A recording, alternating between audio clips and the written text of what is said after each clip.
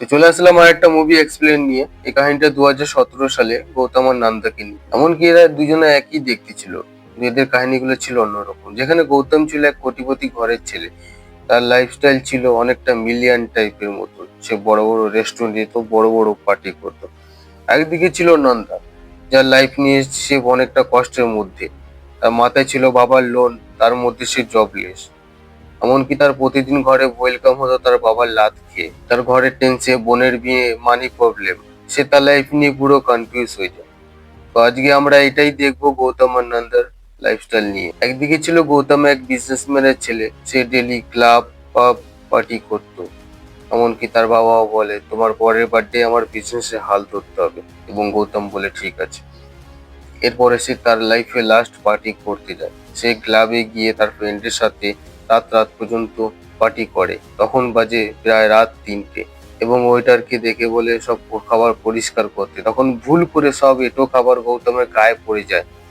Waiter তখন বলে, sir ভুল হয়ে গেছে। তা দেখে তার ফ্রেন্ডরা সব হাসতে থাকে।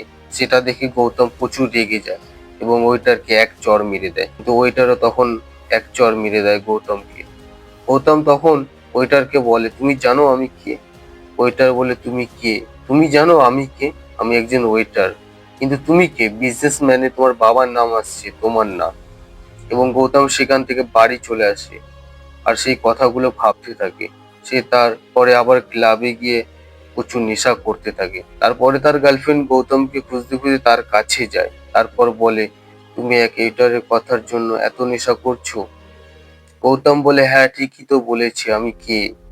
তখন তার জিএফ বলে, তুমি এক কোটিপতির ছেলে। ওয়েটারের চড়টা কিন্তু গৌতমের প্রচুর গায়ে লেগে যায়। গৌতম তার জিএফ কে বলে, ছোটবেলায় না কোনদিন খাবারের অসুবিধা হয়েছে, না কোনদিন কষ্ট হয়েছে, না কোনদিন দুঃখ হয়েছে। কষ্ট বলে কোনোদিন কিছুই মনে হয়নি, কিন্তু আজ মনে হচ্ছে আমি কে। গৌতমের জিএফ তখন বলে, আমি তোমাকে ভালোবাসি, তোমার সাথে সব সময় থাকবো। গৌতম তারপর সেখান থেকে চলে যায় তার কার নিয়ে। গৌতমের জিএফও চলে যায় তার সাথে। তারপরে সে এত জোরে গাড়ি চালাতে থাকে, তার জিএফ প্রচুর ভয় পেয়ে যায়। তারপরে বলে, এত জোরে গাড়ি চালাচ্ছ কেন? গৌতম বলে, আমি কে সেটাই খুঁজতে যাচ্ছি। আর কার থেকে নেমে যায় আর বলে, আমি সব সময় তোমার পাশে আছি। তারপর গৌতম সেখান থেকে কার নিয়ে জোরে বেরিয়ে যায় আর হাত ছেড়ে গাড়ি চালাতে থাকে। ঠিক সময় নন্দা তার ফ্যামিলির চাপে সুইসাইড করার জন্য বড় গাড়ি ভেবে গৌতমের গাড়ির সামনে চলে আসে, এবং গৌতম তা দেখে জোরে ব্রেক মেরে দেয়। গৌতম তার গাড়ি থেকে নেমে এসে যা দেখে, এবং এরা দুজন দুজনকে দেখে অবাক হয়ে যায়। তারপরে এরা একটা হোটেলে গিয়ে নিজেদের কথা বলতে থাকে, এবং এদের মধ্যে একটা ডিল করে 30 দিনের জন্য। গৌতম নন্দার বাড়িতে থাকবে, নন্দা গৌতমের বাড়িতে। এখান থেকে আসল খেল শুরু হয়। গৌতম তার লাইফে যা যা করেনি সে সব করতে লাগলো। গৌতম বাড়ি ভালো ভালো খাবার খাওয়া, বড় বড় পার্টি করা, বড় বড় ক্লাবে যাওয়া।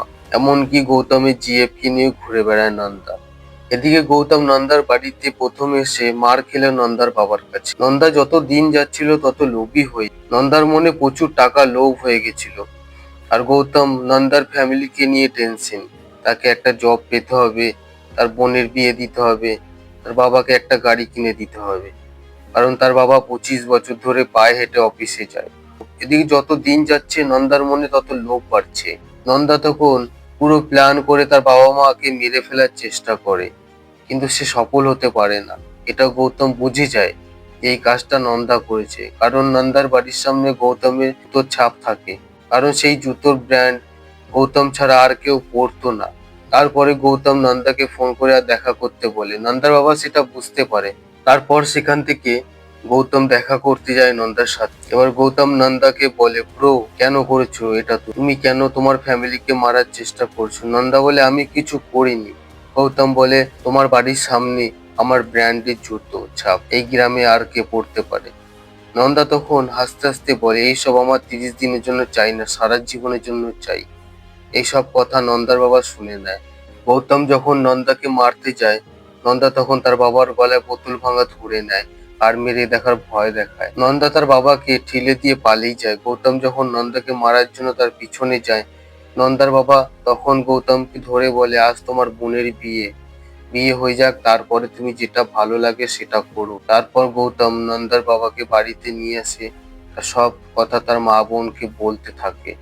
তার মা বোন কাঁদতে থাকে শুনে। তার কিছুক্ষণ পর কেউ দরজা ঠক ঠক করছে, আর গৌতম যখন দরজা খুলে দেখে তখন বাইরে পুলিশ আসে। আর গৌতমের কোনো কথাই না শুনে পুলিশ তাকে ধরে নিয়ে যায়, কারণ নন্দা তার শত্রুকে মেরে ফেলে আর সব দোষ গৌতমকে দিয়ে দেয়।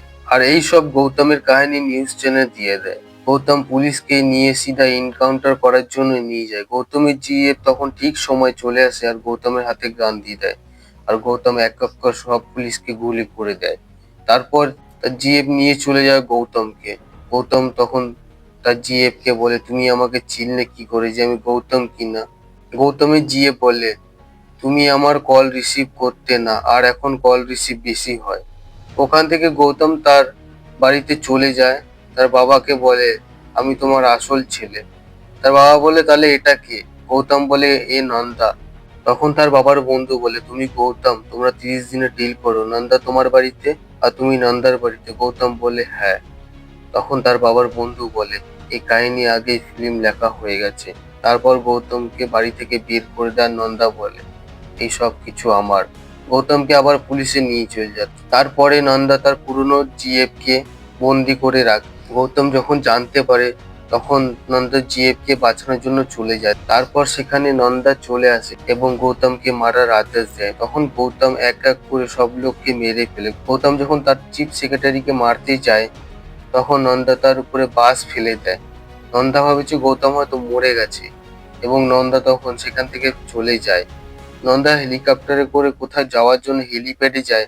তখন ঠিক সময় গৌতম চলে আসে এবং তাদের মধ্যে খুব মারাপিট হয়। নন্দা গৌতমকে মারতে থাকে আর গৌতম নন্দাকে মারতে থাকে। ঠিক তেমনি সময় নন্দা যখন দৌড়ে মারতে আসে তখন তার মানিব্যাগে পা পিছলে পড়ে যায়। তখন গৌতম নন্দাকে ধরে নেয়, কিন্তু কোনো লাভ হয় না। নন্দা পড়ে যায় এবং তার মৃত্যু হয়ে যায়। তার লোভ লালচ আজ মৃত্যুর কারণ হয়ে তার। লোভ লালচ ভালো, কিন্তু অন্যের টাকায় নয়। এটাই ছিল আজকে মুভি এক্সপ্লেন ভিডিও।